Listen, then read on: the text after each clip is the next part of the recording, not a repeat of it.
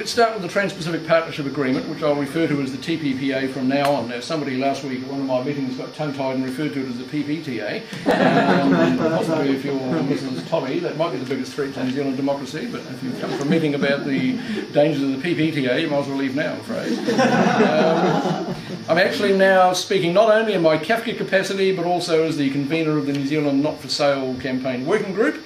This is a network of groups, including Kafka and the Greens, set up to expose and hopefully stop the TPPA. For full details on both the issue and the campaign, which I can't possibly cover in this speech, I refer you to our website, which is this one here. nznotforsale.org. There's this one here. This is TPP Watch, which is the Jane Kelsey one, and of course Francie's email address. There is a TPPA action group here in Wellington, so Francie there. People in Wellington last night were very keen to get involved, so that's an email address there. All right, and if you have any questions about the Wellington action group, talk to Francie. Right, this issue actually goes back to the last election year in 2008, when the Labour government announced that steps are underway to join the US up to the existing P4 free trade agreement between New Zealand, Chile, Singapore and Brunei.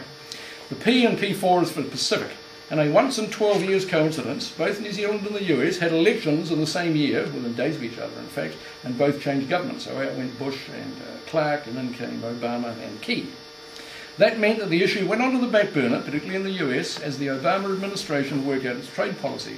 They sat on it for about a year. Suddenly it was announced in 2009 that free trade agreements had the green light again in the US, and what's more, simply joining up to an existing Pacific regional pact was not good enough.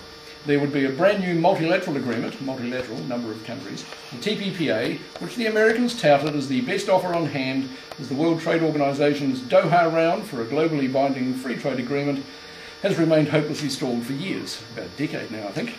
TPPA negotiations started in earnest in 2010, in secret, as such negotiations always are, including one round in Auckland last December, held appropriately at the Sky Tower Casino, and have continued into 2011, the most recent round within the last, I think, 3 weeks in Singapore.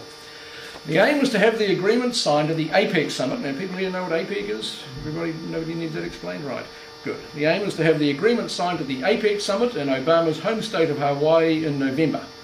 John Key has announced November the 26th as the election date, so there's an almost exact convergence in the timing of the two, both in this country, coincidentally or not, internationally and domestically. Now, in fact, the TPPA is a proposed multilateral agreement which currently involves 9 countries, with the possibility of more joining later.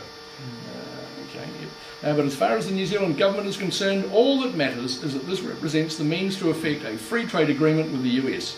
It doesn't matter whether National or Labour wins this year's election, because both major parties are uncritical cheerleaders for free trade.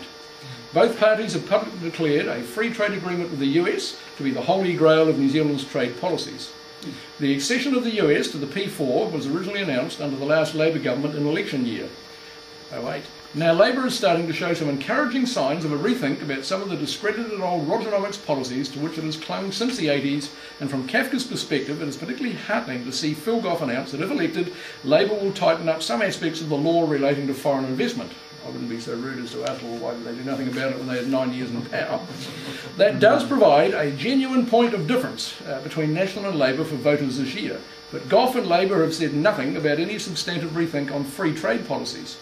In February, Labour called for wider scrutiny of the TPPA and for a greater range of groups, including trade unions, to be consulted about it. Labour also criticised the secrecy surrounding the negotiations.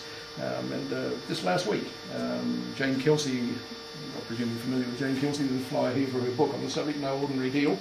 Jane Kelsey was instrumental in getting a petition introduced to Parliament, which our organisation signed, and the Greens supported it being introduced, calling for the negotiating text of the TPPA to be made public. And Labour supported that when it came in, but the government said no, and the Minister of Trade Negotiations, Tim Grosser by name, Grosser by nature, said there was no way that New Zealand would ever make public those. They're secret, and they'll stay secret forever, as far as he's concerned, because that's not the way you handle negotiations. And he went on to say that the people who presented the petition had, quote, never seen a trade deal that they liked. So basically they can get stuffed as far as he was concerned. So that's the government's policy, as recently as last week. So this is a start from Labour, and is commendable as far as it goes, but consultation is not nearly enough. Nor is openness, which may simply mean that we get stabbed in the front rather than in the back. The past quarter of a century has seen lots of consultation on all sorts of things, and none was stopped or substantially modified, because I used to work for the railways and we got consulted quite a lot about, you know, the future of the railways. Would you like to have a job? Would you like to be redundant? Oh, fair enough, you're all redundant. I mean, the people of Christchurch are going to be consulted about the future of Christchurch, apparently, so that'll be interesting to see how that goes with Jerry Brownlee and co. So there is a bipartisan consensus between the two major parties on this subject. Labour under Clark and Gough proclaimed the 2008 Free Trade Agreement with China to be that government's greatest achievement in trade policy and one of its greatest in foreign policy. Now, maybe we can push that until we get to the next one. Oh, okay, good, yes. The TPPA involves New Zealand getting into bed with the world's biggest economy and only superpower, and we run the real risk of being rolled on and squashed. Now, I'm glad that a free trade agreement with the US is the target of the New Zealand is not for sale campaign rather than with China. Not because I support China. I think the media and politicians should really have the decency to routinely call it capitalist China in exactly the same way they used to call it communist China. But because we can run this campaign without the distraction of being branded racist, and because we can point out the lessons of New Zealand's existing free trade agreement with the world's second biggest economy and ascendant superpower. For example, why is there suddenly a surge of Chinese firms wanting to buy New Zealand dairy farms, rural land and agricultural businesses? Because the investment agreement embedded in that 2008 free trade agreement with China allows them to, and puts them in a privileged position where New Zealand, quote, can't discriminate against Chinese bidders. When the extremely shonky Natural Dairy Corporation bid to buy the bankrupt Crayford Farms empire, Federated Farmers put out a naive statement saying, quote, this was an unintended consequence, unquote, of the free trade agreement with China. Unintended my ass. This is exactly how these agreements are supposed to work. They are only superficially about trade, free or otherwise. They all come with an accompanying embedded foreign investment agreement, which is quite often more important than the trade component. So we won't get called racist, but we will get called anti-American. I frankly wouldn't get too worried about that. I've been called that for more than 40 years now, and we will get called that no matter how mild our criticism of the TPPA. Calling opponents childish names is par for the course from politicians and big business and their PR and media mouthpieces. I mean, what's his name, Morris Williamson put out a statement recently saying that people who oppose foreign investment were xenophobia, and I put out a press release replying, which the media picked up, saying that he probably thought that meant that we're afraid of warrior princesses. Better to be called names than to be ignored. And before I move on from the China agreement, my host in Wellington today said, what you've got to say at your side. I listened to what you said last night, Murray. He said in Wellington, you've got to say what's wrong. Give us some wrong examples, some things that are wrong with the China Free Trade Agreement. So here's one.